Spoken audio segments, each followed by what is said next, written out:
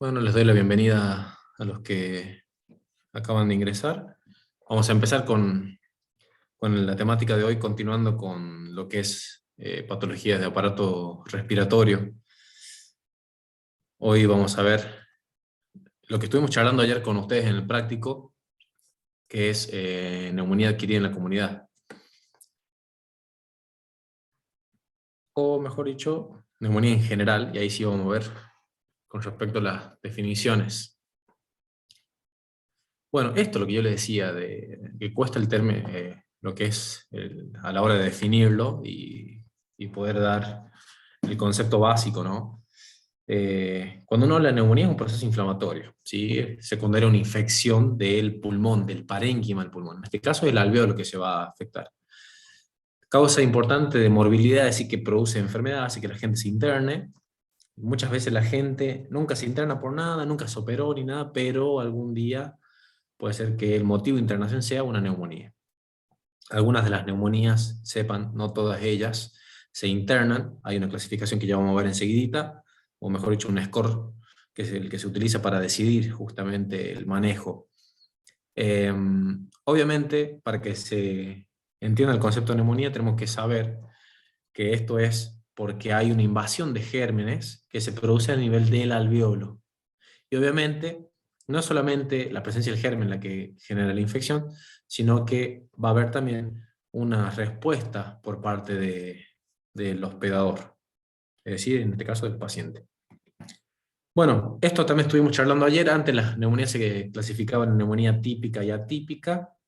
Típica era aquella neumonía producida por gérmenes comunes como neumococos, estreptococcus, etcétera, que tenía una ubicación unilateral, mientras que las neumonías atípicas eran aquellas que eran producidas por virus o algunas bacterias atípicas, que ya vamos a mencionar cuáles, y que producían un tipo de disociación clínico-radiológica, es decir, era un paciente que venía con muchos síntomas, tos seca, falta de aire, pero usted le hacían una plaquita y prácticamente se podía llegar a ver un infiltrado como un vidrio esmerilado difuso, pero a la hora de auscultarlo, un pulmón que no tenía estertor crepitante, no tenía alteración en la ventilación alveolar. Entonces a eso se le llamaba disociación clínico-radiológica y era lo que se presentaba en los pacientes antes. Hoy en día ya la neumonía bilateral pasa a ser algo como plato de todos los días, así que ya quedó medio quedado en el pasado ese término. ¿Cómo preferimos llamarlas hoy a las neumonías? Las llamamos así, como neumonía adquirida en la comunidad, que obviamente son gérmenes que se lo adquiere en el medio ambiente común, espontáneo, en la calle, por así decirlo. Y obviamente también teníamos las neumonías que se producen por algunos fármacos, mejor dicho, las neumonías producidas por algunos gérmenes que son resistentes a algunos fármacos, en este caso antibióticos, que es nada más y nada menos que la consecuencia del uso indiscriminado de antibióticos. Es decir, la gente, qué sé yo, le duele al orinar, se toma una ciprofloxacina, tiene roja la piel o tiene un resfrío común, se toma un amociclavulánico, y el hecho de usar esos antibióticos en forma indiscriminada, eso genera resistencia. Por lo tanto, van haciendo que los gérmenes cada vez sean más resistentes. Y de ahí existe el término de neumonía asociada a cuidados de la salud, que es aquella neumonía que se puede dar en los ámbitos hospitalarios, y no solamente hospitales, sino también centros donde haya gente internada, por ejemplo, un asilo para ancianos, o un centro de nefrología, o un centro de diálisis, que son lugares donde se va a utilizar antibióticos, y por lo tanto los gérmenes que se puede llegar a encontrar en esos lugares van a ser un poquito más resistentes. Por eso, entonces, chicos, para resumir, existe antes lo que existía, el término de neumonía típica y atípica, producido básicamente por gérmenes comunes y gérmenes atípicos. Hoy en día se la diferencia en neumonía adquirida en la comunidad y neumonía asociada a cuidados de la salud. Dentro, eso no vamos a abordar tanto ahora, pero dentro de la neumonía asociada a cuidados de la salud encontraríamos básicamente la neumonía intrahospitalaria, que es la que se puede agarrar una persona en una internación común. Por ejemplo, se internó lo que contamos ayer, se interna por una ACV, se interna por una cirugía de vesícula y hace una neumonía a los 3 días de internación. o una persona que está internada en terapia intensiva, intubada, que desarrollaría otro tipo de neumonía que se llama neumonía asociada a la ventilación mecánica, que es obviamente otro tipo de neumonía asociada en ese tipo, ese contexto de pacientes, y que obviamente entraría dentro de este grupo de neumonía asociadas con la salud. ¿Por qué usamos este término más global? Porque, por ejemplo, si me viene un paciente que está yendo a diálisis, va a diálisis 3 veces a la semana, y de repente desarrolla una neumonía, lo que más tenemos que pensar nosotros es que esa neumonía es una neumonía asociada a los cuidados de la salud, porque el paciente concurre a un centro de diálisis y obviamente ahí hay manejo de antibióticos y se pudo haber contagiado ahí. Entonces existe esa posibilidad. Ese tipo de neumonía no sería una neumonía intrahospitalaria, pero un paciente que se pesca una neumonía dentro del internado, eso sí sería una neumonía intrahospitalaria. Por eso, para resumir y para que les quede claro, usamos el término neumonía asociada a cuidados de la salud. Bueno, Profe, una pregunta. escucho. El uso, así que estaba hablando recién de antibióticos orales potentes, ¿la amoxicilina entra en ese tipo? Porque vio que hay gente que siempre apenas siente una enfermedad, amoxicilina. Sí, la amoxicilina es de bajo espectro. La amoxiclavulánico es un antibiótico de amplio espectro, lo mismo que la levofloxacina, muchísimo más amplio espectro. Y ese tipo de personas sí podría llegar a ser una neumonía adquirida en la comunidad, pero lo que les digo acá que cada vez los gérmenes son más resistentes. Pero el hecho que, porque venía usando antibióticos, no significa que sea una neumonía asociada a cuidar la salud. ¿Me explico? Cuando hablamos de neumonía asociada a cuidado de la salud, sería en el contexto hospitalario, o en contexto de asilo anciano, centro de diálisis o terapia intensiva. Pero sí, los gérmenes van a ser más resistentes en esas personas que usan indiscriminadamente antibióticos. Gracias, profe. Por nada. Esto estábamos charlando ayer, ¿se acuerdan? El tema de los patógenos, que este defecto que tenemos en la cátedra, en la cátedra no, en la carrera de kinesiología, que no abordamos tanto microbiología. Entonces, a nosotros en medicina, nosotros tenemos básicamente dividido lo que es la materia en microbiología, porque por un lado vemos bacteria y virología, y por otro lado vemos parasitología y mitología, es decir, estudio de virus y bacterias, y de hongos y parásitos. Eso es lo que nos falta un poquito a nosotros en general, o en en la carrera de ustedes. Por eso ahora vamos a hacer un poquito hincapié en esto, para que ustedes puedan tener un poquito de conocimiento con respecto a los gérmenes que podemos llegar a abarcar, ¿sí? Habíamos dicho que existen gérmenes comunes, ¿sí? Son los llamados típicos. ¿Cuáles son algunos de ellos? El Streptococcus pneumoniae, que es el famoso neumococo. De ahí existe la vacuna antineumocócica, ¿sí? Que es recomendable que la gente que sea empleados de la salud la utilice o se la coloque. Haemophilus influenza o influenzae también es otro germen común, que hoy en día también existe vacuna para esto. Staphylococcus aureus, algunos bacilos gram negativos como ser Klebsiella, Pneumoniae, Pseudomonas aeruginosa, que este germen incluso suele colonizar a algunas personas que tengan bronquiectasias, por ejemplo, o personas con EPOC, suele colonizar la vía aérea de estas personas. Este grupo de bacterias son los que se llaman gérmenes típicos, son los gérmenes que más frecuentemente podrían producir neumonía, ¿sí? Y a su vez, lo que veníamos charlando de lo que son los gérmenes atípicos, ¿sí? Hay dentro de ese grupo lo que veníamos hablando y charlando, el tema de algunas bacterias, que ¿por qué son atípicas? Porque no son de un desarrollo frecuente. Estas bacterias atípicas, como ser la micoplasma, las clamidofilias, algunas legionelas, son bacterias que son intracelulares, es decir, que tienen que vivir dentro de alguna célula, de algún otro ser vivo. Entonces se desarrolla en el interior de estas células. Para que usted tenga una idea, existe algún tipo de clamidias, micoplasmas, que suelen colonizar los intestinos de algunas aves, algunas palomas, entonces, o sobre todo de algunas aves del grupo de los citácidos, es decir, los loros. Entonces, cuidado siempre preguntamos, si la persona viene con una neumonía de aspecto atípico, siempre le preguntamos si tiene un loro.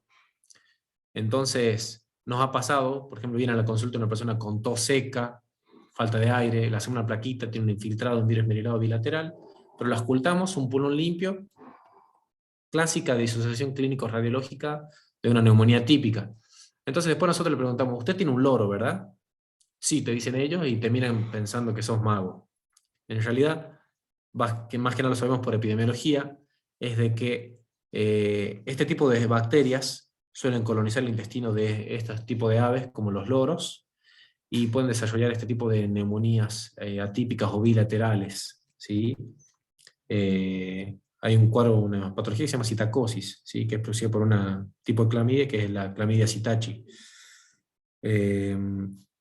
Habíamos charlado también de los virus, ¿sí? Existen virus como ser el virus de la gripe, que ya lo conocen, el virus de la influenza, adenovirus o metaneumovirus, que son virus que pueden infectar la vía aérea, que estuvimos charlando un poquito de esto cuando vimos resfriado común. BSR, BSR, que es el virus sincicial respiratorio, y el coronavirus, que estuvimos charlando ayer en el práctico con los chicos, de que existían unos coronavirus que antes eran los normalitos, ¿sí? Que eran del grupo alfa y beta, que como sepan y pueden ver, tienen nombres que son con siglas más que nada, y obviamente después se conocieron, de acuerdo a estos cuadros de epidémicos que han surgido, lo que es el coronavirus del SARS-1, que surgió antes que el MERS, ¿sí? Acuérdense que la sigla SARS, se las explico para los chicos que no estuvieron en el práctico ayer, significa síndrome agudo respiratorio severo, ¿sí? Que en inglés sería Severe Acute Respiratory Syndrome, que ese sería el término en inglés. Eso significa SARS. Y lo que significa MERS es un síndrome respiratorio del Oriente Medio, ¿sí? Middle East, por eso se llama MERS, que sería en inglés, Middle East Respiratory Syndrome. Entonces eso serían las siglas en inglés. Esto se dio en la zona de Israel, la zona de, obviamente, de Oriente, la zona alrededor del Sahara, que han sido justamente donde se produjo este tipo de infecciones por este tipo de coronavirus. En China ya había surgido una epidemia por SARS-CoV-1 en el año, ya me voy a fijar, creo que lo tengo en la clase más adelante, para no mentirles el año, pero lo vamos a ver enseguidita. Y bueno, obviamente la pandemia súper conocida que surgió en diciembre de 2019 por el SARS-CoV-2. Entonces sepan que existían otros tipos de coronavirus que eran más frecuentes, más normalitos, por así decirlo, así decía un amigo, y que obviamente hay este otro tipo de coronavirus. Se identificó obviamente la secuencia genética. Esto es una foto sacada del trabajo original del grupo que identificó el coronavirus, que obviamente logró identificar que era un beta coronavirus. ¿Bien? Bueno, con respecto al tema de la etiología, hablando en general, 10-15% de los casos de neumonía son polimicrobianas, es decir, que tienen varios gérmenes, no solamente va a ser uno el responsable. Hay algunos gérmenes que son anaerobios. ¿Se acuerdan cuando hablamos de la tuberculosis? Bueno, que la tuberculosis es un germen que es aerobio estricto. Bueno, existen otros gérmenes que son anaerobios, es decir, que se pueden desarrollar en ambientes pobres de oxígeno y que se pueden llegar a producir en contexto de pacientes que hayan tenido alguna broncoaspiración, por ejemplo, y algunos de estos gérmenes pueden tener la capacidad de poder desarrollar abscesos o a veces una acumulación de pus en la pleura, que es lo que sería un empiema. Las neumonías por Staphylococcus aureus, hay un grupo de Staphylococcus aureus, el Staphylococcus aureus, para que ustedes sepan, suele colonizar la piel. El más frecuente que se puede encontrar en la piel es el Staphylococcus epidermidis, que es otro tipo de bacteria que se encuentra en la piel. La epidermidis forma parte de la flora normal. Nada más que hay veces que el germen ya coloniza, sobre todo la gente que eh, trabaja en ámbito de salud, ¿sí? Los médicos, los enfermeros suelen tener colonización de Staphylococcus aureus en las fosas nasales, suele ser frecuente eso. Y hay un grupo que se llama meticilino resistente, es decir, que es resistente a la meticilina. No es frecuente la neumonía por esto, pero el hecho de que se produzca una neumonía por este germen tiene capacidad, al ser un germen necrotizante, de producir una neumonía necrotizante, es decir, se puede llegar a encontrar un absceso en este tipo de pacientes. Dentro de la epidemiología de lo que es la neumonía, tiene una incidencia entre 5 a 11 casos cada 1000 personas, puede ser un poquito más en el último tiempo. Estos son los últimos datos sacados de Argentina, ¿sí? Una incidencia de 1,26 cada 1000 habitantes. La mortalidad en los pacientes ambulatorios es escasa, es 0,1 a 5%, pero lo que estuvimos charlando ayer, hay pacientes que ingresan a terapia intensiva, que ya llegan a tener shock séptico. El paciente con shock séptico tiene 50% de mortalidad.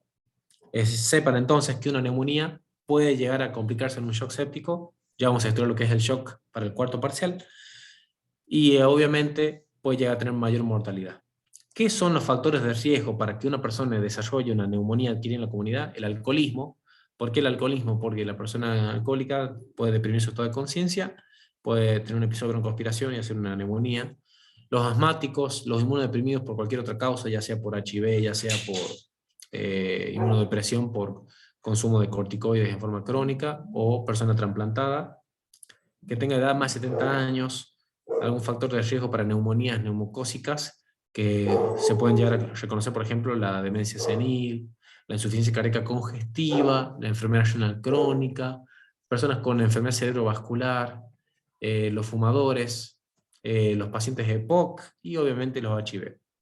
Entonces, todas las personas que tengan estos tipos de antecedentes van a tener factor de riesgo para hacer una neumonía por neumococo. Sepan que también existe la posibilidad de que pueda haber una infección por el Staphylococcus aureus meticilino resistente, que pueden llegar a tener la piel colonizada con este germen y obviamente predisponer a infección también de neumonía por este mismo germen. Entonces es una posibilidad, ¿sí? Bueno, para resumir, ustedes van a ver que de acuerdo, esto nosotros lo pensamos mucho a la hora de colocar un tratamiento antibiótico, porque hay antibióticos que van a cubrir ciertos gérmenes y hay algunos que van a cubrir otros gérmenes. Entonces, si el paciente tiene antecedente de alcoholismo, yo tengo que pensar que el germen que puede llegar a afectarlo puede ser un Streptococcus pneumoniae, o algunos anaerobios de la boca o del tubo digestivo, o Klebsieras. Personas que son EPOC o tabaquistas, ¿sí? Pueden tener colonización por pseudomonas o algunos otros gram negativos como legionelas. Hay personas que tengan una neumopatía estructural, ya hemos visto lo que es la bronquiectasia. Las personas con bronquiectasia pueden estar colonizadas por Staphylococcus aureus o más frecuentemente por pseudomonas, pseudomonas aeruginosa. Las personas con antecedentes de demencia, ACV o disminución del estado de conciencia también podrían llegar a tener un episodio de broncoaspiración, entonces tener una neumonía por algún anaerobio. Entonces, ¿por qué es importante saber esto? Porque es el antibiótico que le voy a poner. Porque, por ejemplo, si me viene una persona que tiene una bronquiectasia, yo sé que le voy a tener que dar un tratamiento para pseudomonas como una ceftazidima. Pero si me viene una persona con antecedente de una broncoaspiración porque tuvo una disminución del estado de conciencia, se alcoholizó, tuvo consumo de benzodiazepinas o tiene una ACV, está postrado, etc., esa persona se broncoaspiró, entonces el tratamiento que le voy a agregar, además del tratamiento empírico clásico, le voy a agregar clindamicina. Si yo veo una persona que tiene un absceso pulmonar, tengo que pensar que el germen que me puede llegar a desarrollar una neumonía necrotizante con formación de un absceso puede ser un Staphylococcus aureus meticilino resistente, entonces le voy a tener que dar un tratamiento para el estafilococo que podría ser una clindamicina hasta una vancomicina en casos más graves. Y en algunos casos, una persona que desarrolla una caverna, pensar que puede ser tuberculosis o si puede tener alguna infección por algún hongo. Todo eso siempre se hace evaluación en conjunto con la gente de infectología. Bueno, lo más importante, lo que tienen que saber ustedes y a rajatabla y súper pregunta de examen para final, para parcial, para lo que se les venga y que le va a servir de acá al día de mañana o para saber identificar a un familiar que está enfermo, es las manifestaciones clínicas de una persona con neumonía, ¿sí? Hay unos criterios que se llaman criterios de Fang que los dividen en criterios mayores y criterios menores. La presencia de tos y expectoración y temperatura más de 37,8, esto sería una febrícula, más de 38 es fiebre, ¿sí? Más de 38 es fiebre. En terapia intensiva, más de 38,3 consideramos fiebre. son criterios mayores. Esto, temperatura más de 37,8 y tos y expectoración.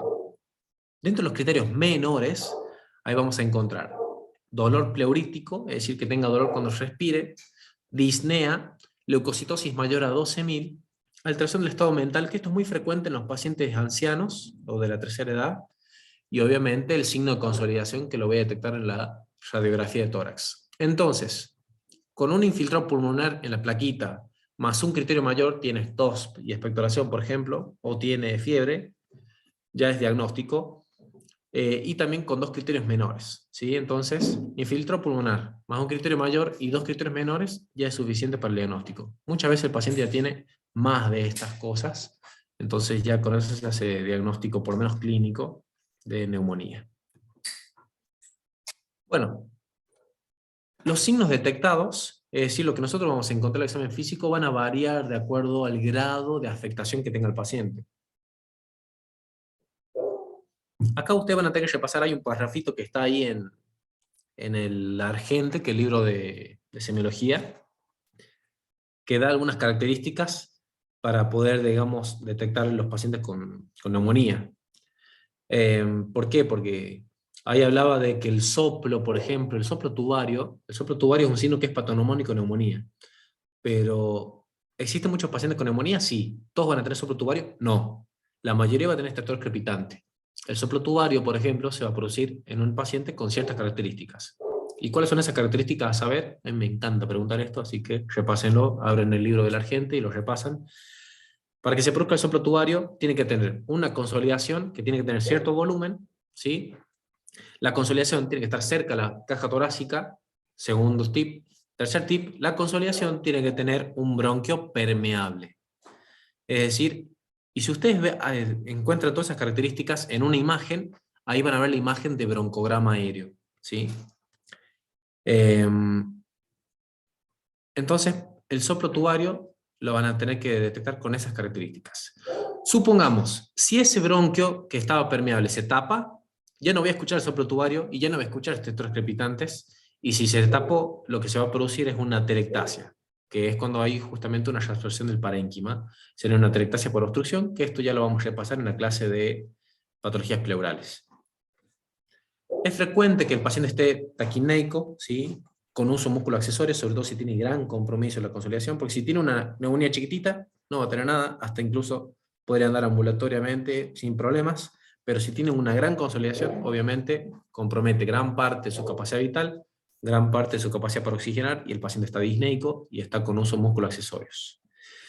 Ahí venimos hablando de esto, el tema de la auscultación. Acuérdense, paciente que tiene ocupado el alveolo es un alveolo que crepita, ¿sí? Acuérdense el sonito cuando nos ponemos el pelo en la oreja, ese sonido es el que se ausculta a la hora de tener una ocupación alveolar. Entonces, voy a detectar esto: el esteto crepitante, soplo tubario ante esas características que les mencioné, y en algunas circunstancias se puede ya escuchar un frote pleural, ¿sí? Que es un sonido, una tonalidad, un timbre como una tonalidad E, y es suave, y obviamente si tiene derrame pleural. Los pacientes, obviamente de edad avanzada, cuando tienen neumonía, a veces no tienen todos estos síntomas, pero sí están con deterioro del estado de conciencia, con confusión. Para el diagnóstico súper importante lo que es la radiografía de tórax, ¿sí? Es súper importante hacer el estudio básico a todo paciente que ingresa, hacer una radiografía simple de tórax, que muchas veces viendo la placa ya confirma el diagnóstico. Hoy en día con el tema del COVID, el aspecto de los infiltrados, que son en vidrio esmerilado, a veces no se pueden detectar en una radiografía simple, por eso se termina pidiendo tomografía. Si bien acá el texto dice que la tomografía se utiliza en caso de dudas diagnósticas, hoy en día la placa ya quedó más en un segundo plano, y muchas veces usamos una placa solamente para hacer un control de los pacientes. Es decir, todo paciente que ingresa por neumonía debería tener TAC, es lo que hoy en día se utiliza, y obviamente tiene muchísima mayor sensibilidad y especificidad, y obviamente mejor abordaje en tratamiento y seguimiento del paciente. Entonces, para que sepan, la TAC como esta es lo que se va a detectar en primera instancia al hacer un abordaje en los pacientes con una patología respiratoria. Bueno, para recordar, acuérdense, pulmón derecho, pulmón izquierdo, tráquea, ¿sí? Esto es cara anterior, esto es cara posterior, y pueden ver, estos son tomografías de pacientes con COVID, ¿sí? Vemos cómo tiene un infiltrado, ¿sí? Que son bilaterales y que son difusos. En este tipo son dos cortecitos nomás que les muestro acá. En la clase el siguiente tema ahí les voy a mostrar más imágenes de tomografía, pero son infiltrados alveolares que se puede llegar a detectar en un paciente, y esto podría ser lo más clásico por el tipo de presentación, puede ser viral, lo más seguro que es por coronavirus. Acá vemos otro tipo de compromiso, como el paciente puede llegar a tener lo que se llama derrame pleural, ¿sí? Y no se llega a ver tanto, pero hay un cambio de densidad entre lo que es el líquido y lo que viene a ser el parénquima, que es lo que generaría una atelectasia pasiva del parénquima pulmonar, es decir, por la compresión que genera el líquido al parénquima pulmonar. Esta imagen, acá hay una consolidación que está peribronquial, vean cómo está el bronquio permeable y cómo hay una consolidación peribronquial. Esa imagen como de nube blanca con un tubito negro es lo que se llama broncograma aéreo, ¿sí? Que suele ser un hallazgo característico en las neumonías. Súper importante para completar el método diagnóstico, ¿sí? Nosotros vamos a poder seguir viendo imágenes de neumonía en el internado, así que eso, por amor al tiempo, vamos a poder completarlo después. Súper importante el laboratorio de rutina, sí o sí tengo que pedir un citológico completo y puede detectarse los hallazgos que comentábamos ayer. Una neumonía bacteriana frecuentemente te va a elevar los glóbulos blancos, una neumonía viral no tanto. La mayoría de las veces las neumonías virales por coronavirus u otros gérmenes no te hacen leucocitosis. Se pide lo que es la urea y la creatinina, que es la función renal, ¿sí? Sobre todo si tengo un paciente anciano, debería pedir un ionograma para ver, capaz que viene deshidratado, puede hacer una hipernatremia. Entonces, hacer un laboratorio de rutina. Gases en sangre, no les puede faltar, súper importante solicitar gases en sangre, y si ustedes están en un internado, le tienen que recalcar al médico y recomer la cabeza, doctor, y pidió los gases, y bueno, súper importante solicitar los gases. En la terapia intensiva del Hospital Veraballos se sigue con el método arcaico de que el médico sigue haciendo las extracciones de sangre. En la mayoría de las instituciones de todo el mundo lo hace el extraccionista o el técnico, y como lo hacen los médicos, también los kinesiólogos los ayudan, entonces los kines también ayudan a sacar sangre para hacer la gasometría arterial. Se pide lactato para ver justamente que el paciente no esté en anaerobiosis y no esté haciendo una acidosis láctica. Es justamente un marcador de sepsis también. Un lactato por encima de 2,2 es un marcador de sepsis. La lactato deshidrogenasa, que se suele elevar sobre todo en las neumonías de tipo neumocócicas, en neumonías bacterianas. Proteínas totales se solicita porque estas dos sustancias las vamos a tener que utilizar sobre todo si el paciente tiene un derrame pleural, porque ahí vamos a tener que medir la LDH y las proteínas totales en sangre para hacer un score o un índice que se llama criterios de Light, que eso ya lo vamos a ver en la clase de derrame pleural. Ahí vamos a abordar un poquito más de eso. Se solicita a veces una muestra de expectoración. Si el paciente está expectorando mucho, se le solicita una muestra de esputo o de expectoración, y esta muestra tiene que tener ciertas características para que pueda ser recolectada. Lo que más se solicita es que el paciente solicite la primera expectoración de la mañana, no tiene que tener saliva, porque tiene que tener de 10 a 20 células epiteliales nomás. Y obviamente para que sea representativa, el bioquímico tiene que encontrar más de 25 polimorfos nucleares. Entonces, ¿esto por qué ponemos este dato? Porque si yo mando una expectoración, pero el paciente me juntó saliva, esa muestra no sirve. Y va a ser al PEPE que la mandemos al laboratorio y que el bioquímico pierda tiempo en procesarla. Pero si es una muestra que nosotros consideramos que es representativa, es un esputo bien purulento, eso puede servir para el estudio, eso lo va a frotar en un portaobjeto, y si el bioquímico ve que ya tiene más de 25 polimorfos nucleares y tiene solamente 10 a 20 células o menos de eso, es una muestra que es apta para ser estudiada, y por lo tanto que se la sirve para cultivo. La sensibilidad y especificidad de la coloración de Gram y el cultivo son variables. Yo les soy sincero, nosotros nos hartamos a pedir esputos ahí en el hospital, y en toda mi residencia creo que de tantas neumonías que hemos internado, solamente un paciente desarrolló un estreptococo neumoniae, pero obviamente lo hacemos protocolarmente, y obviamente si es por tuberculosis, sí o sí hay que hacer el esputo a los pacientes porque es el único método diagnóstico rápido. Hace poco también tuvimos internado a una señora que, a pesar de tener trastorno de conciencia, logró recolectarse a través de los kinesiólogos una buena muestra de expectoración, y esa muestra desarrolló una pseudomonas. Entonces, por más que la muestra a veces no suele ser tan sensible, es súper importante no perder la costumbre de realizar este método diagnóstico. Bueno, como les venía diciendo, algunos ancianos y sobre todo algunas mujeres también no pueden generar una buena muestra adecuada. Eh, una vez tomada la muestra hay que procesarla dentro de las 2 horas, y generalmente este estudio se hace al paciente que está internado. No se recomienda la toma de muestra si el paciente está ambulatorio, excepto aquel paciente que sospechemos que tenga tuberculosis, ¿sí? El paciente que está ventilado, que está con intubación orotraqueal, se toma una muestra de lo que se llama mini lavado bronquioalveolar. Es decir, se administra un poquito de solución fisiológica alrededor de unos 10 centímetros, y después se hace, mediante un sistema de aspiración cerrada, se hace la toma de recolección de lo que se pueda llegar a recuperar de ese volumen de solución fisiológica. Entonces, ese es el método que se utiliza para poder obtener una muestra de lo que se llama un mini lavado broncoalveolar en los pacientes que están con intubación orotraqueal en terapia intensiva. Bueno, con respecto a los estudios complementarios, parte de los estudios que se hacen en un paciente que tiene una infección, y esto lo hacemos con protocolarmente todos los pacientes con neumonía, el paciente que ingresa con neumonía hay que hemocultivarlo. Acá en la Argentina se sigue usando, en Estados Unidos tienen baja tasa de baja sensibilidad, y nosotros también no tenemos tanto. Esa paciente que les comenté que desarrolló una pseudomonas en el esputo, también desarrolló la pseudomonas en el hemocultivo, entonces sabíamos que la neumonía era por pseudomonas. Nosotros acá en el Hospital de Clínicas tenemos muy buen servicio de bacteriología, la verdad, muy buena sensibilidad, muy buena especificidad y rápido detección de gérmenes, comparado con otras instituciones. Siempre se recomienda 2 muestras de hemocultivos, y si bien tiene una sensibilidad baja, 5 a 24%, no es tanto, se trata de hacer. Se lo trata de hacer sobre todo si el paciente está grave, ¿sí?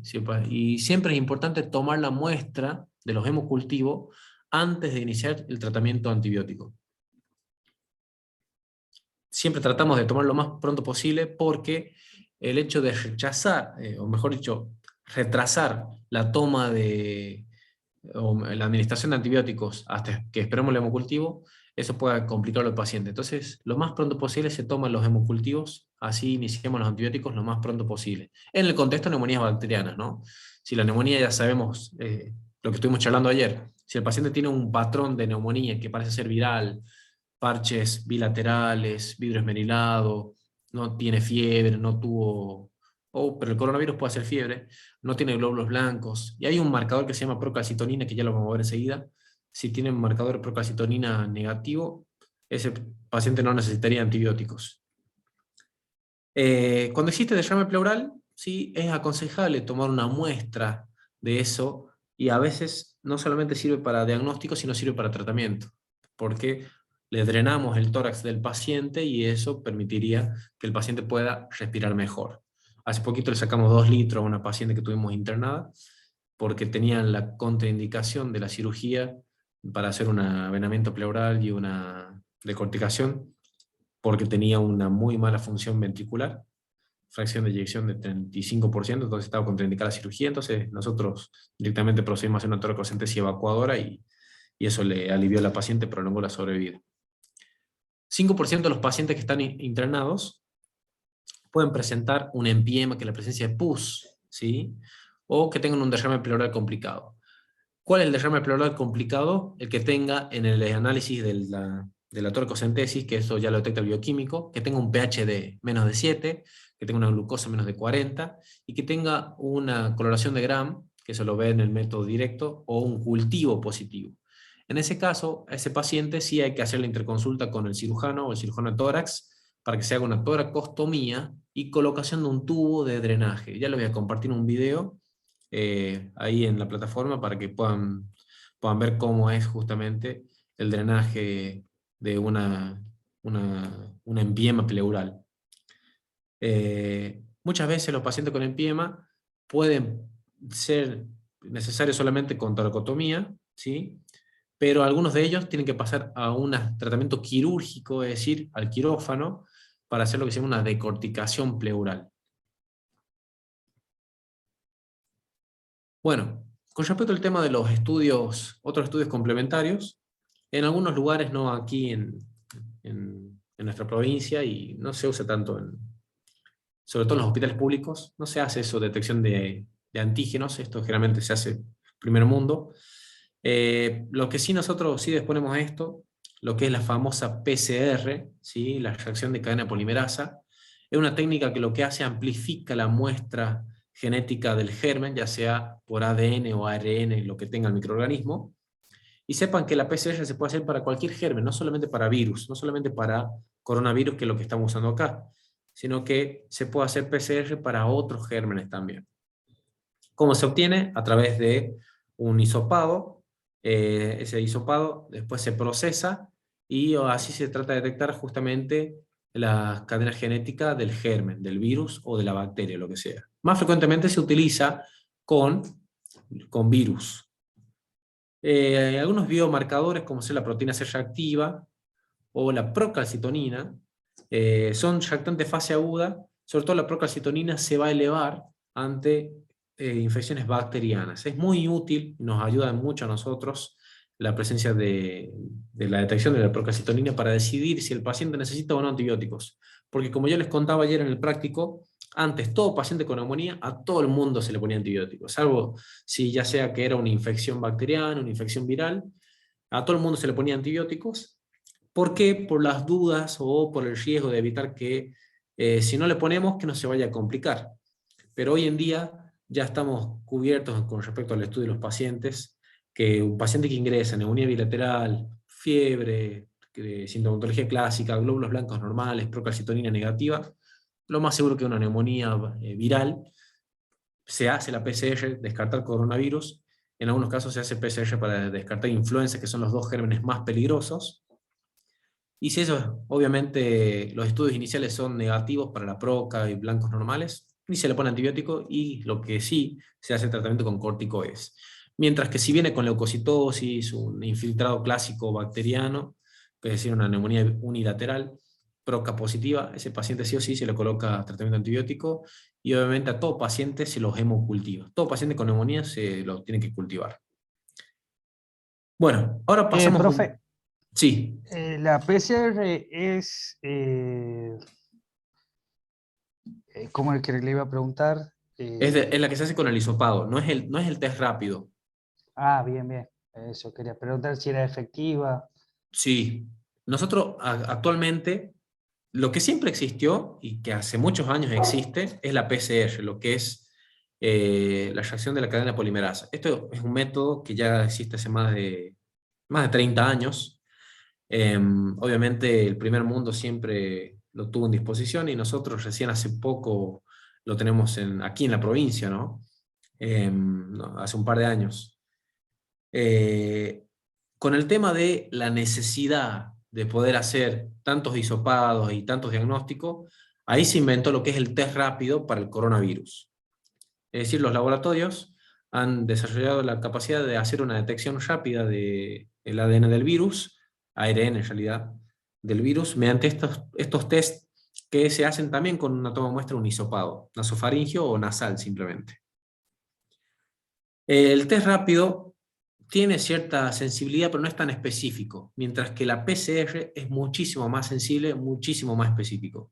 Porque muchas veces ha pasado que un paciente consulta porque tiene clínica de COVID-19, por ejemplo, se le hace un test rápido, resulta negativo, pero tiene una neumonía, se lo interna, se le hace la PCR y después la PCR termina dando positivo. Entonces, ¿qué es más sensible hoy en día? La PCR. Con respecto al tema de esto, lo que son scores que utilizamos para ver predicción de mortalidad. Esto también nos ayuda a decidir dónde lo vamos a atender al paciente, cómo lo vamos a manejar, y el riesgo que tiene ese paciente. Bueno, los que podemos llegar a conocer es el PORT o PCI, el CUR65 y el SMART-COP. Esto es súper importante que lo conozcan, sobre todo el CUR65, que es más fácil de aprender y que nos va a ayudar al manejo. El PORT, de sus siglas en inglés, o índice de severidad de neumonía, también se llama PCI, está justamente para evaluar la mortalidad a los 30 días. Y eso nos va a ayudar a nosotros a ver qué hacemos con el paciente, ¿sí? La mayor utilidad justamente es tratar de identificar los pacientes que tengan bajo riesgo de morir. Y ahora les voy a explicar por qué. Porque uno, cuando ingresa un paciente con sintomatología de neumonía, uno tiene que hacer unos métodos complementarios que ya lo vamos a repasar. Y tiene que decidir qué hacemos. ¿Qué hacemos con este paciente? ¿Lo dejo internado? ¿Lo mando a la casa con antibióticos? Entonces, hay cosas que uno tiene que llegar a decidir y estos scores nos ayudan a decidirlo. ¿Qué es lo que mide el PORT o el PCI? Bueno, toma en cuenta la edad. En el caso de los hombres, es la edad del hombre, ¿sí? En el caso de la mujer, la edad de la mujer, menos 10 puntos. Si vive en un hogar de ancianos, se le suma 10 puntos. Si tiene antecedente de neoplasia, se le suma 30. Si tiene antecedente de hepatopatías o enfermedad del hígado, se le suma 20 puntos. Insuficiencia cardíaca, enfermedad cerebrovascular, si tiene alguna afección renal. El examen físico. Tomamos en cuenta algunos métodos o datos del examen físico.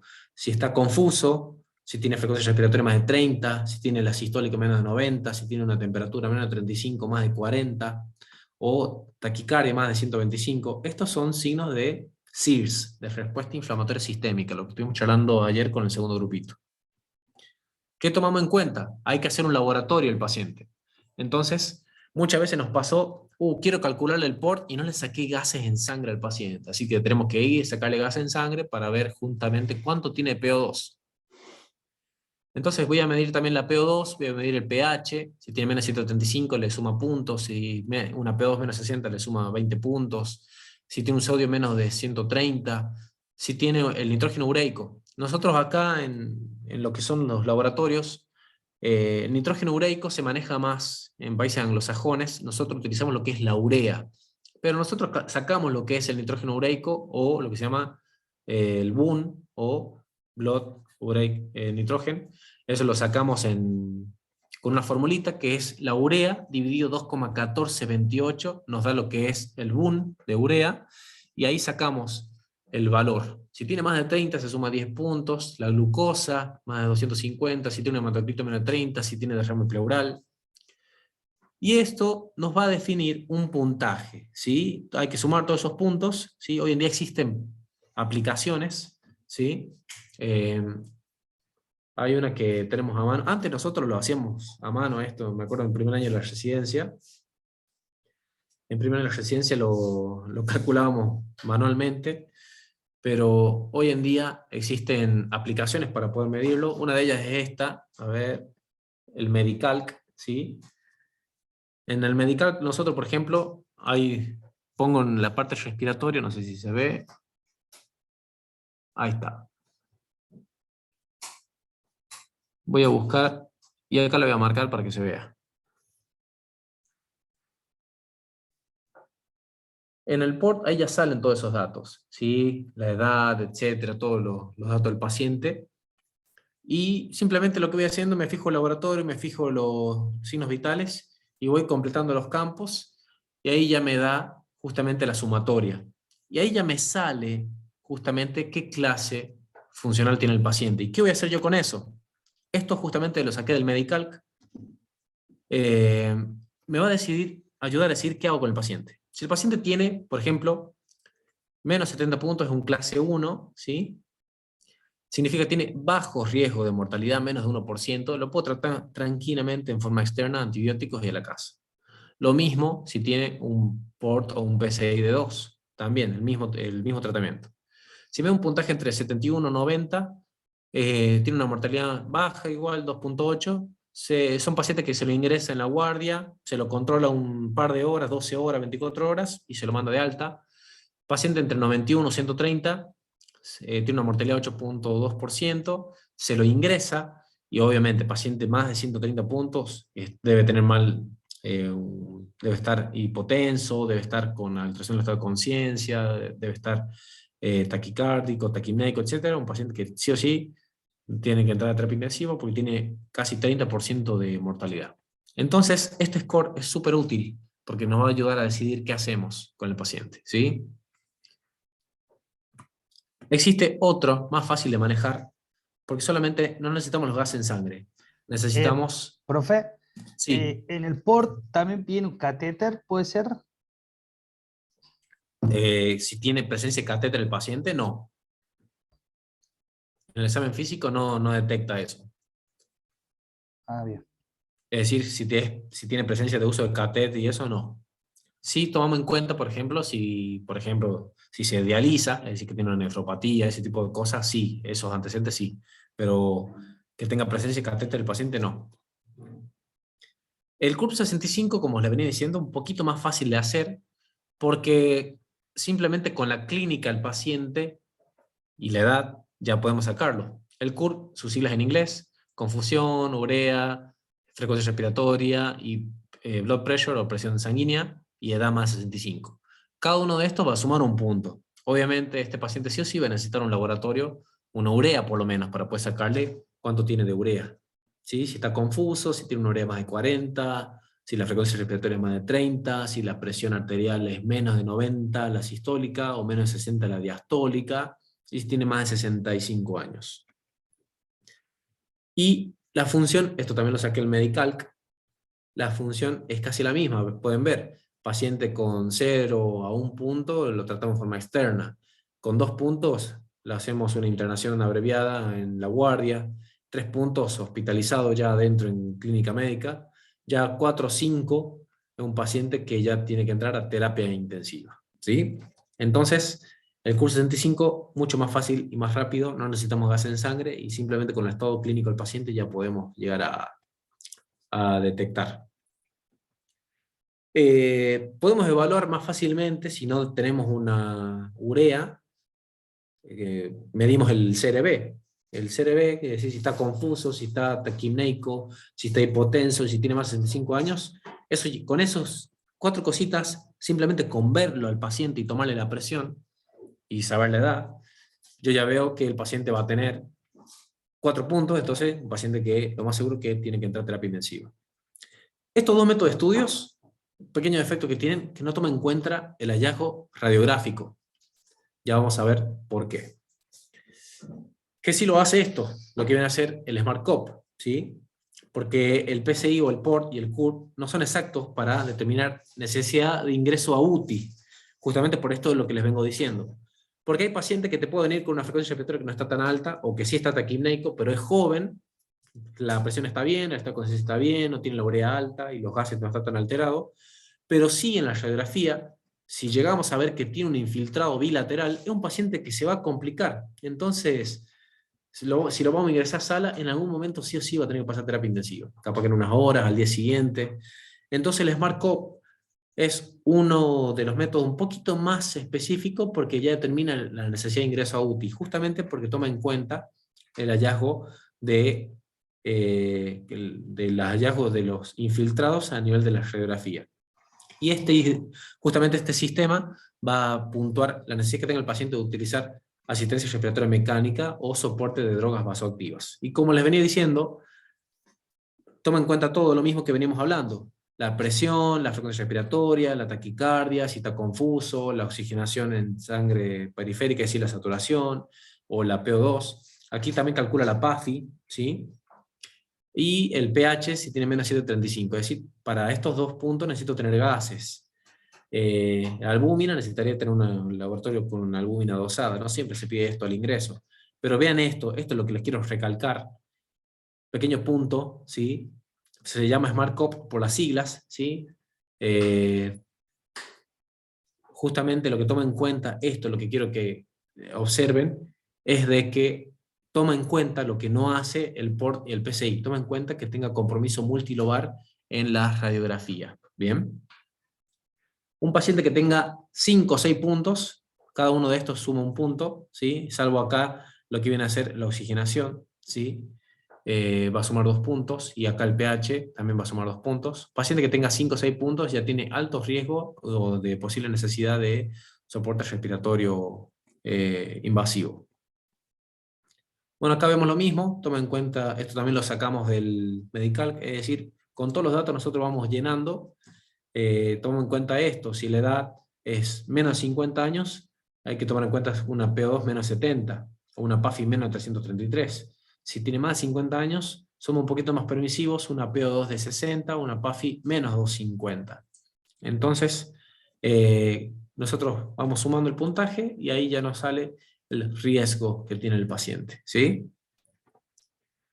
Estos criterios se los pongo porque son parte de la bibliografía, pero la verdad me parecen muy pocos relevantes. Son hechos por la Sociedad Americana de Tórax y también la Sociedad de Infectología de Estados Unidos, que parece que estaban aburridos y tenían ganas de hacer unos criterios, porque la verdad no da mucha certeza de lo que definan, porque dicen que según el score define la presencia de un criterio mayor o al menos 3 menores definen el ingreso a UTI.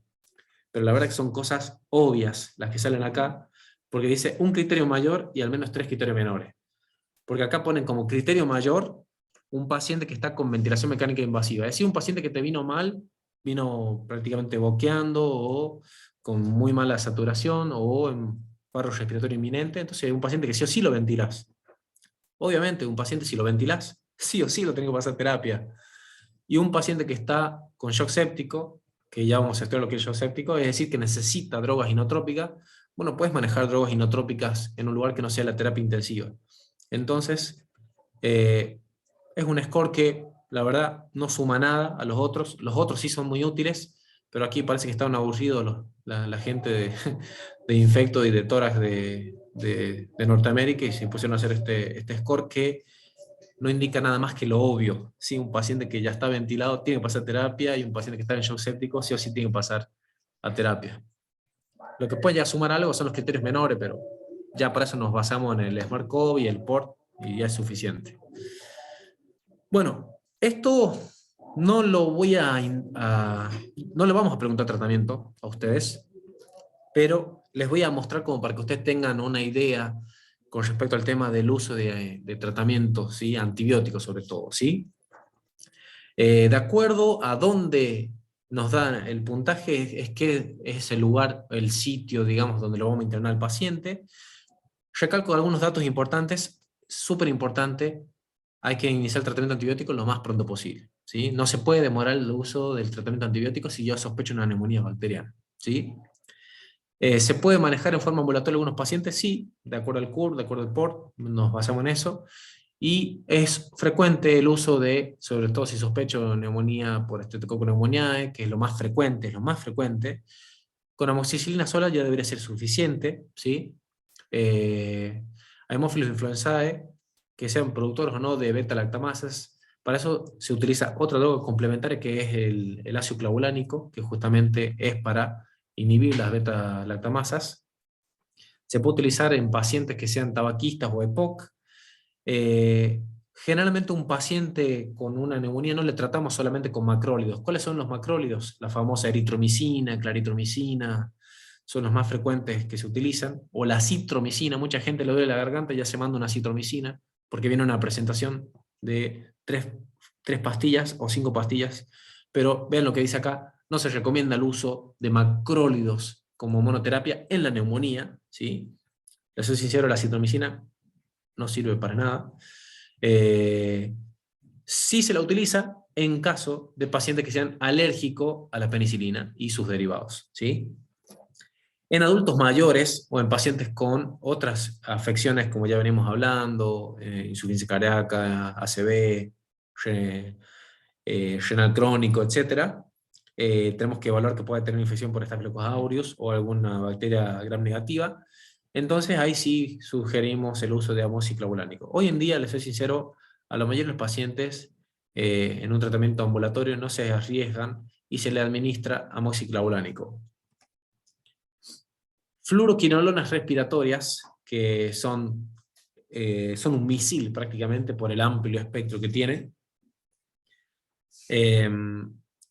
Para el tratamiento de las neumonías ha sido algo frecuente.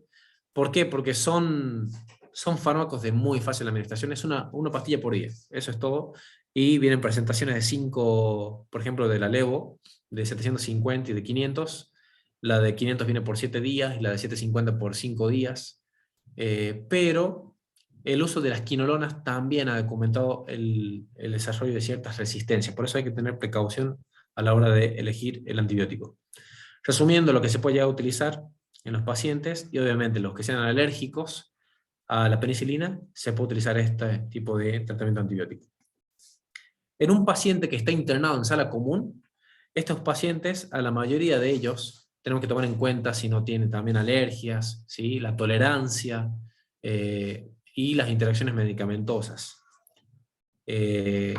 Súper importante el tema de saber los antecedentes, si no es alérgico a la penicilina, si no tiene miastenia gravis, porque hay algunos fármacos que no se puede usar en los pacientes con miastenia gravis, entonces tenemos que ver el uso de qué antibiótico vamos a utilizar. Este tipo de pacientes también se sospechan los gérmenes comunes que ya venimos hablando, ¿sí? Como ser Streptococcus pneumoniae, Haemophilus influenzae, se puede llegar a cubrir algunas enterobacterias.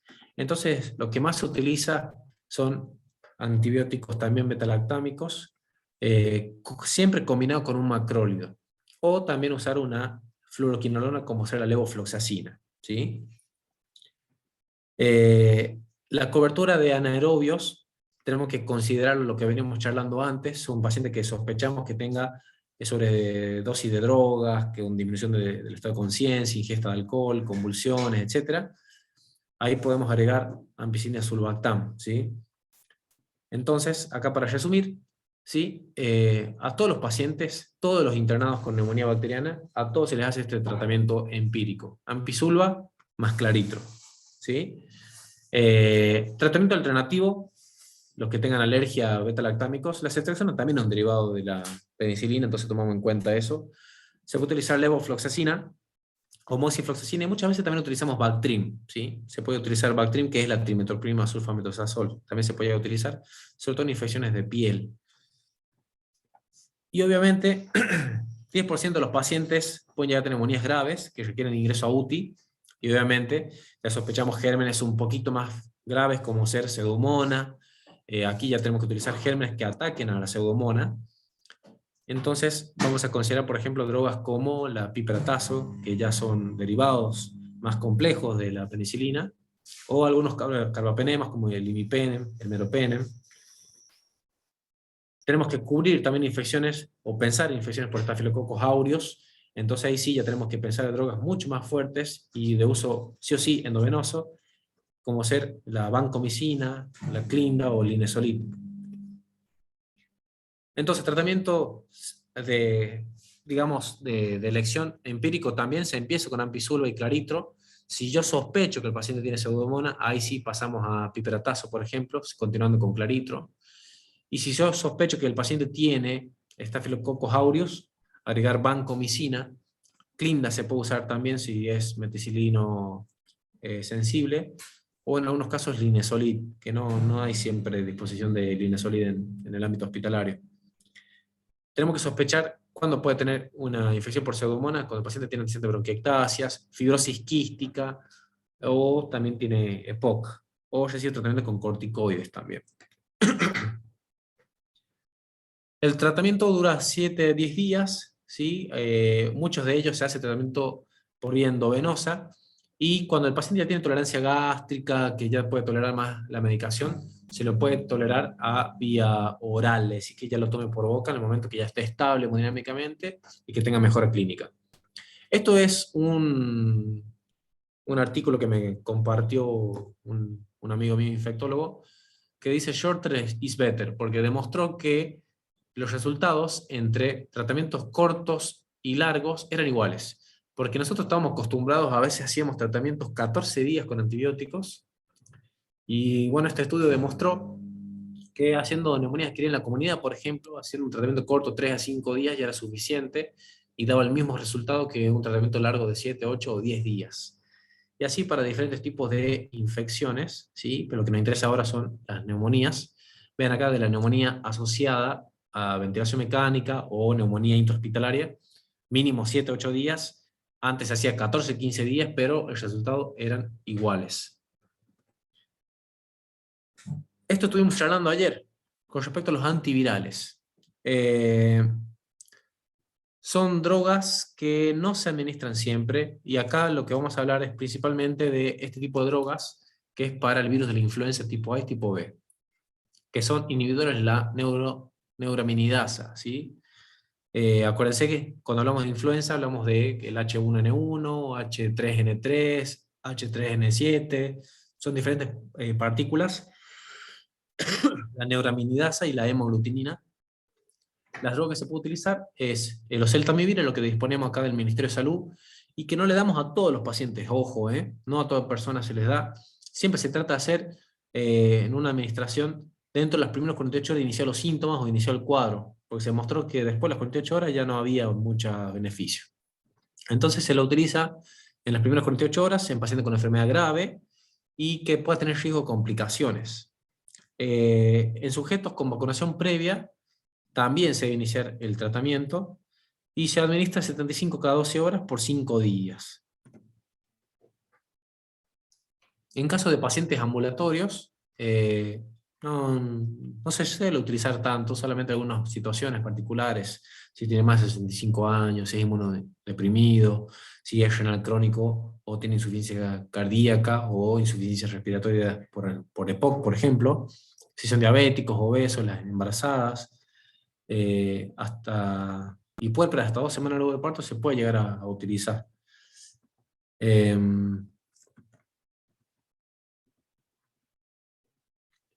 La duración del tratamiento, como habíamos dicho, tiene que ser 5 días, ¿sí? Y en algunos casos de enfermedades graves se puede llegar a prolongar, pero realmente siempre utilizamos hasta 5 días nomás. Muy bien. Eso es todo, chicos. Bastante larguito, pero un tema súper, súper importante y que es troncal. Y otra cosa que les quería decir, hay que recordar este tema cuando volvamos a dar para la semana siguiente, veamos insuficiencia respiratoria, porque vamos a abordar esto nuevamente. ¿Dudas o preguntas de este temita?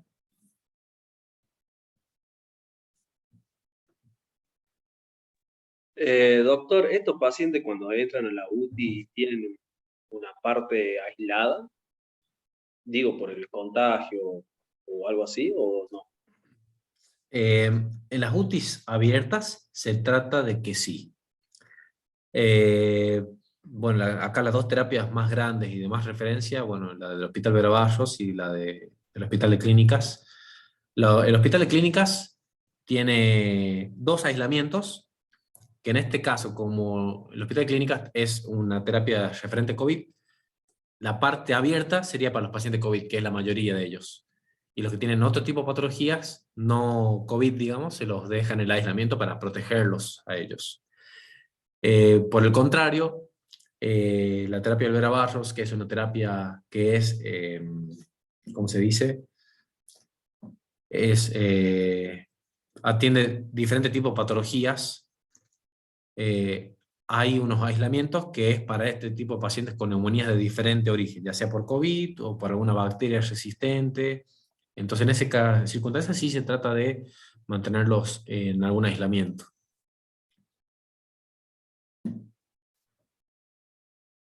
¿Alguna otra duda?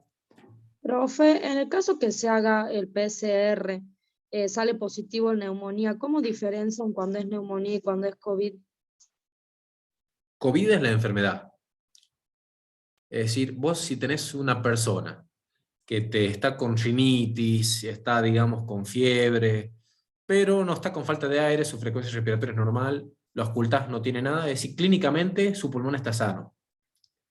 Pero le haces un hisopado y te da una PCR positiva o un test rápido positivo, ese paciente tiene coronavirus, o sea, él ya tiene COVID-19. COVID-19 es el espectro de enfermedad. Por el otro lado, si el mismo paciente, yo lo oculto, tiene receptores crepitantes, lo mando a hacer una tomografía, tiene un infiltrado bilateral, le hago la PCR, me da positiva, lo más seguro que la neumonía que él tiene es por coronavirus. No sé si se entiende más o menos el contexto. Supongamos en la circunstancia, que nos pasó también. El paciente viene por fiebre, tos, expectoración, lo oculto, tiene una neumonía, tiene estatos crepitantes, le hago una tomografía, se le ve el infiltrado, le hago la PCR, le da positiva, pero yo también veo que tiene glóbulos blancos altos y veo que tiene una procalcitonina positiva con función renal normal, o sea que la proca es positiva de verdad. Puede ser que tenga las dos cosas, que tenga coronavirus y que también tenga una neumonía bacteriana sobreagregada. Antes se hacía eso, también se pensaba que en las neumonías virales se les agregaba antibióticos para prevenir las neumonías sobreagregadas bacterianas, pero puede existir todo. Un paciente con COVID solo, un cuadro de rinitis o con mucho sueño y nada más, un paciente con neumonía por COVID y un paciente que tenga COVID y también tenga una infección bacteriana agregada. Puede existir todas esas posibilidades. Obviamente el contexto del paciente y los síntomas del laboratorio, ahí nos vamos a ubicar. Digamos que en el COVID la complicación era cuando tenía la neumonía bilateral. Sí, es lo cual sería lo más grave, digamos.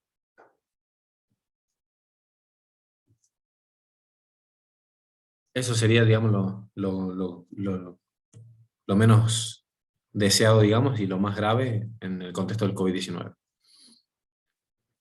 Bueno, ¿alguna otra pregunta? Si no, ya pasamos al siguiente tema. Bueno, vamos a parar acá.